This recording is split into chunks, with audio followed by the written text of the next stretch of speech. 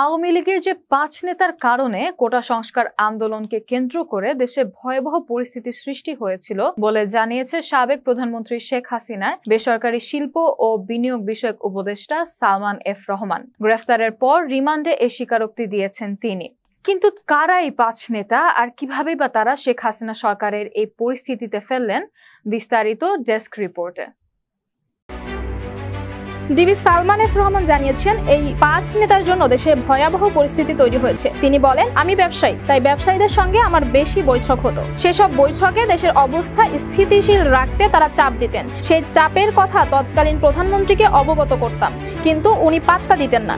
এমনকি রুদ্ধদ্বার বৈঠকগুলোতে আমাকে রাখতেন না। কারফিউ ঘোষণার দিন ওবায়দুল কাদেরের দেখা মাত্র গুলির নির্দেশ বিষয়ে প্রশ্ন করা হলে সাবেক প্রধানমন্ত্রীর এই উপদেষ্টা বলেন, আইনগতভাবে এটা বলার সুযোগ নেই। উনি কেন এই ধরনের কথা বলেছেন সেটার ব্যাখ্যা তিনি দিতে পারবেন। এটা আমাদের দলের সিদ্ধান্ত ছিল না বলে জানান সালমান এফ রহমান। যুক্তরাষ্ট্র কানেকশনের বিষয়ে জানতে চাইলে ডিবিকে সালমান এফ রহমান বলেন, যুক্তরাষ্ট্রের সঙ্গে আমার কোনো বিশেষ কানেকশন ছিল না। তারা আমাদের দেশকে অনেক বিনিয়োগ দিয়েছে, কিন্তু টাকা নিতে পারছিল না। এ কারণে ওরা মাঝে মধ্যে আমাকে নক করতো। কেন বারবার তারা এসে আপনার সঙ্গে বৈঠক করতো জানতে চাইলে ডিবির সংশ্লিষ্ট কর্মকর্তাদের তিনি বলেন, বৈঠকগুলো ছিল মূলত অর্থনৈতিক বিষয়ে। ডলার সংকট সহ নানা কারণে যুক্তরাষ্ট্রের বিনিয়োগকারীরা মুনাফা দিতে পারছিলাম না। তাদের সঙ্গে রাজনৈতিক বিষয় নিয়ে কোনো কথা হতো না বলে জানান তিনি। 13 আগস্ট রাজধানীর সদরঘাট এলাকা থেকেও আনিসুল হক ও সালমান এফ রহমানকে গ্রেফতার করা হয়, এ তথ্য জানান পুলিশ। পরদিন তাদের নিউ মার্কেট থানায় করা হকার শাহজালাল আলী হত্যা মামলায় 10 দিনের রিমান্ড মঞ্জুর করা হয়। রিমান্ডে নিয়ে জিজ্ঞাসাবাদ শেষে আবারও তাদেরকে পুলিশ হেফাজতে পাঠানো হয়। এরপর 2 কলেজ ছাত্র হত্যার ঘটনায় করা পৃথক মামলায় আনিসুল হক ও সালমান এফ রহমানের 5 দিন করে মোট 10 দিনের রিমান্ড মঞ্জুর করেন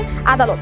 ডিবি সূত্রে জানায়, ওই 5 নেতা হলেন আওয়ামী লীগের সাধারণ সম্পাদক ও সাবেক সড়ক পরিবহন ও সেতুমন্ত্রী ওবায়দুল কাদের, সাবেক স্বরাষ্ট্রমন্ত্রী আসাদুজ্জামান খান কামাল, সাবেক পাট ও বস্ত্রমন্ত্রী জাহাঙ্গীর কবির নানক, সাবেক ডাক, টেলিযোগাযোগ ও তথ্য প্রযুক্তি প্রতিমন্ত্রী জুনায়েদ আহমেদ পলক এবং সাবেক তথ্য ও সম্প্রচার প্রতিমন্ত্রী মোহাম্মদ আলী আরাফাত। আর এ পরিণতির জন্য শেখ হাসিনাকেও দায়ী করতে ছাড়েননি সালমান এফ রহমান।